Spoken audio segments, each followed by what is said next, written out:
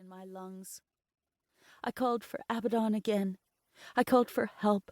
I even called for Lucifer. But the pit swallowed my voice, grabbing the sound and dragging it back down. I wasn't about to give up and let this place take me. Angels had to be broken before they were thrown in here, crushed so they wouldn't have the strength to pick themselves up and claw their way back into heaven. I was neither broken nor crushed, so if anyone was going to get out of here, it was going to be me. Heaven was right there.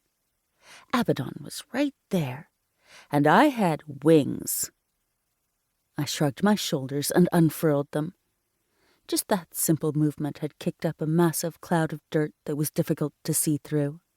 It was only going to get worse when I beat my wings, but there was no time to waste. One hard push and I was up and off the ground, another and I was about 2 feet up. 3 feet, 4 feet. I had to fight for every single inch of height, not because I was weak, but because the pit was trying to drag me back down. It wanted to keep me down here. It didn't want me to leave, and it was going to do everything it could to ensure I didn't get where I wanted to go. But there was light up there. There was hope. Down in the pit was only death, despair, and the corpse of the angel who had once tried to break me. I couldn't stay. I had to get back up into heaven, and the only way to do that was through sheer force of will. It felt like I was flying with leaden boots strapped to my ankles and an anvil on my shoulders. I had never fought against resistance like this before, and even though I didn't want to admit it, I was already getting tired. I couldn't see the bottom anymore. There was only a swirling cloud of ash and an infinite void. Above me, though, up there was... No!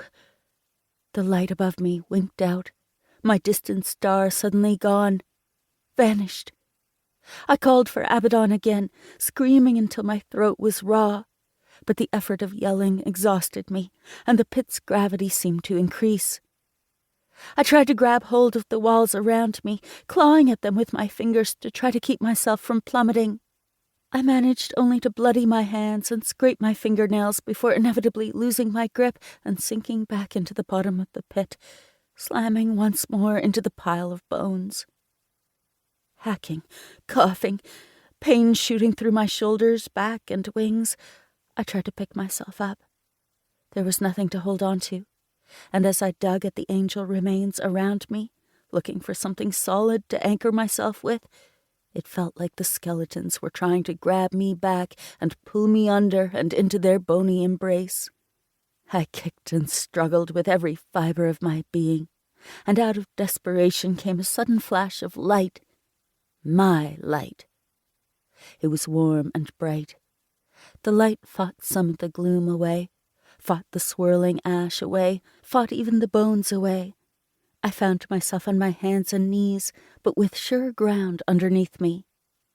And I could breathe. My breaths came quick and short to begin with, but I managed to steady myself after a moment or so. I didn't know how much light I had left in me, or if I would get it back after I used it, so I tried to relax and dim it down to a softly glowing ball that could fit in the palm of my hand. I sat down, taking a moment to rest. I had to think. I had to figure out a way to get back up. The light above was gone. Did that mean Lucifer was gone? Had Abaddon gone with him, or... I didn't want to think about the or, so I busied myself looking up the walls of the pit, shining my light on them and inspecting every detail. I could see they weren't smooth, but rocky, with jagged edges and outcroppings I thought I could grab hold of and climb. But my fingers were already sore and scratched from earlier. There has to be a way up, I said to myself, the dank air around me swallowing my words. There came, however, a reply, and hearing it rooted me to the spot. "There is no way out," said Medrion. "If you think there is, you are a greater fool than I thought." Panic swelled inside of me. I shone my light in his direction, but I couldn't see him properly. I could only see the glint of his golden armor and some of his wings.